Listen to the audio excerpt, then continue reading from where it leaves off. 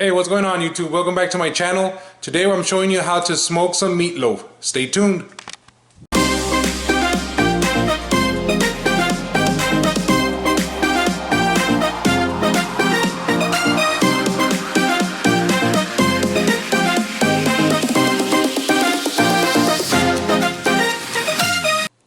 Alright, so what I'm going to do is I'm actually going to take you through the steps on how to smoke the meatloaf. Don't worry about the ingredients. I'm going to be writing everything down in the description below. Okay, so the very first thing you want to do, because you're going to heat up an ingredient, is your bacon. You want to use a ½ pound of bacon for this recipe. So what I'm going to do is I'm just going to chop this or cut this up into small pieces.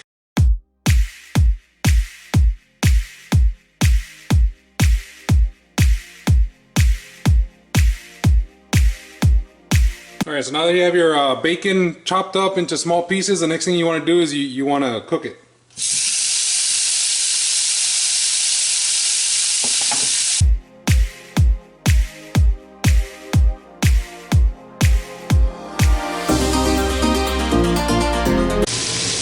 So while my bacon is actually cooking, I'm going to take you through the next step, which is cutting up a ½ an onion.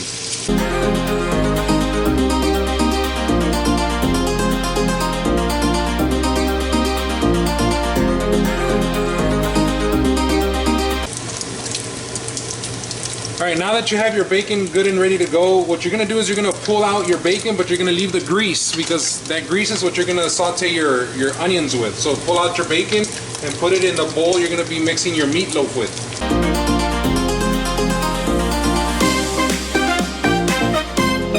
So now you want to saute your onions. I cut them up. It's a ½ an onion, so you just saute them.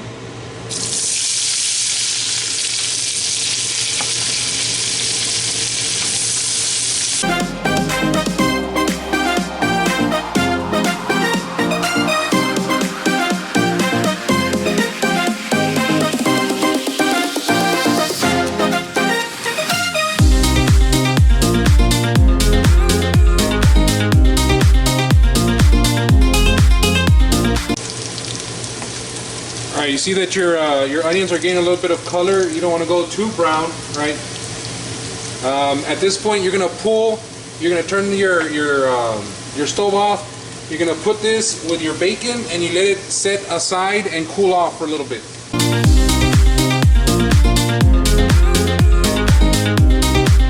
So while your onions and your bacon are cooling off, it's a good time to mix your ingredients. You're gonna start off with a 1/4 cup of ketchup.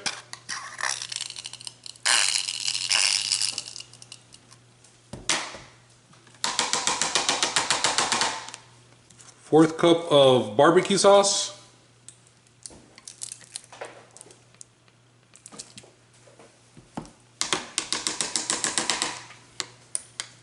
1½ tablespoons of mustard.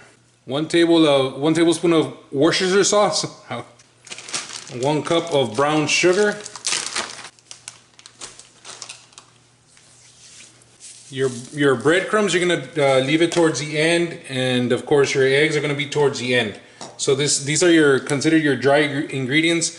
You have these ready for when you're ready to mix up. All right, so now you have your bacon and your onions that are pretty much, I guess you would call it room temperature. The next thing to do is to actually add your meat.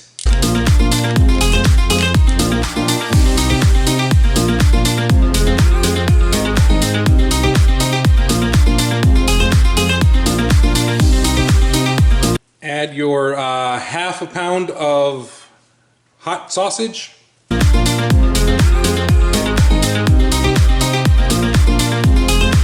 And you get in there and you mix it all together.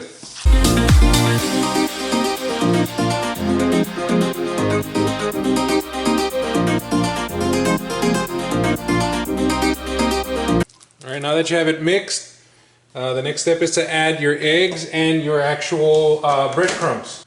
And you continue mixing.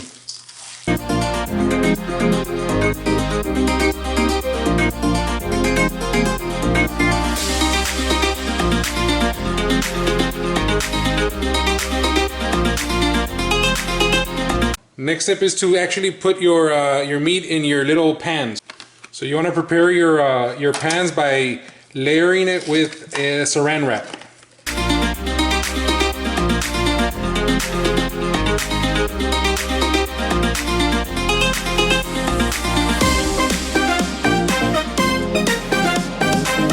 Now all you have to do is wrap it.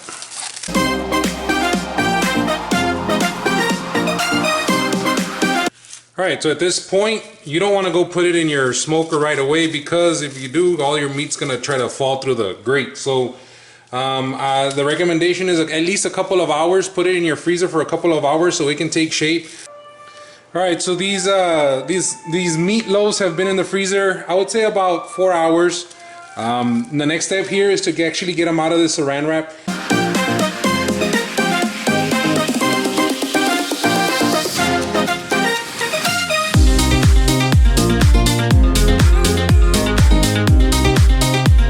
So for the next step, you want to go ahead and give them a light coating of mustard so that your seasoning your rub can adhere to it.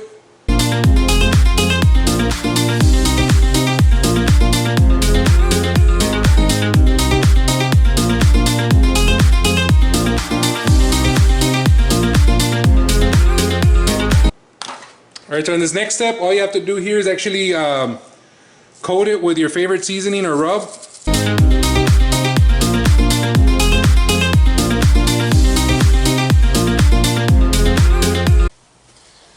So the next step here is to actually load them onto your smoker. The quick setup on your smoker, you have your water pan down there. I also have my cold smoker attachment over here. If you don't have a cold smoker attachment, the one that comes with it is just fine. But at this point, now we load them up into our actual smoker.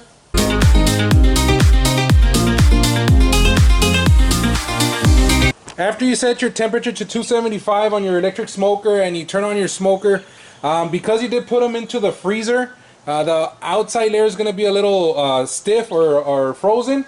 So I am going to wait about, I would say, a good 30 minutes before I actually go in there and stick my meat probe in. Depending on the temperature that you have your smoker, depending on the thickness of your actual meatloaf and how frozen it is, that's what's going to dictate how long it's going to take. What you're looking for is an internal temperature of about 175 to 180 on your meatloaf. Once you hit 175, 180, you know it's good to go. But for now, it's just wait for a couple of minutes and then we're going to go ahead and go to the next step. Alright guys, so it's been about 30 minutes since I put my meatloaf in here. So now what I'm going to do is I'm actually going to open it up and stick in my internal meat probes. Whoa, a lot of smoke. See if I can zoom in a little bit. Alright, so they're looking nice and smoky. So what I'm going to do is I'm just going to stick this one right in the middle.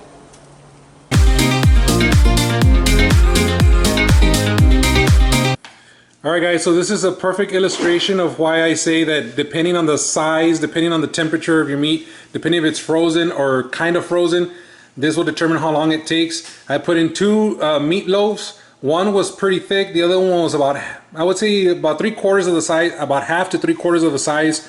And this temperature reading right now is reading 163 on the smaller one.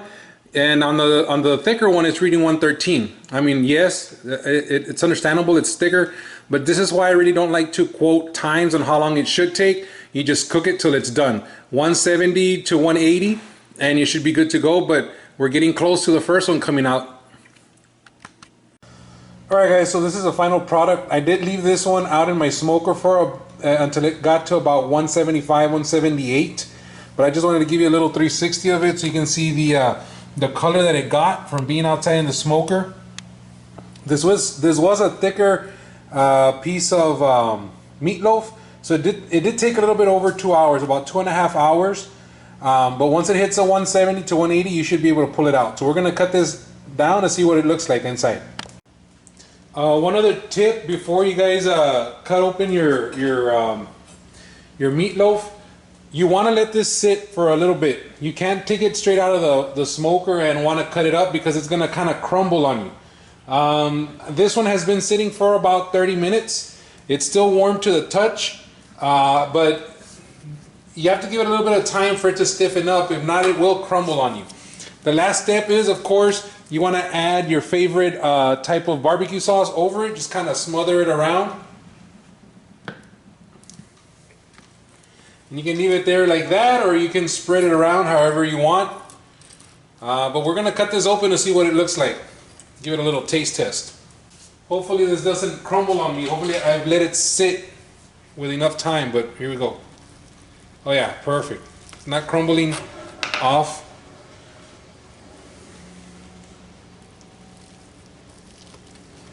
So you see there's still a little bit of crumbling coming off, so you might want to let it set a little bit longer. But there's these are your pieces of meatloaf. Now what you can do at this point is you can serve it up the way you see it, serve it up normally, or what you can also do is you can actually grab yourself some buns, cut yourself off a nice little thick piece of meatloaf, put it on your hamburger bun, and put some cheese on top of that and go to town on it.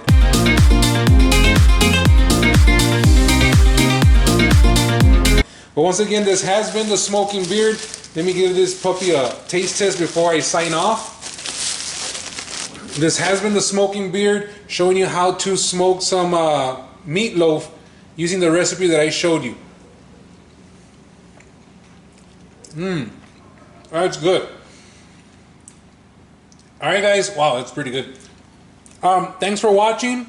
If you like this video, please like and subscribe so you can keep up with the latest and greatest. Check out my other videos. I do have other videos about smoking other meats, but this has been the Smoking Beard. I'll see you guys on the flip side. Good.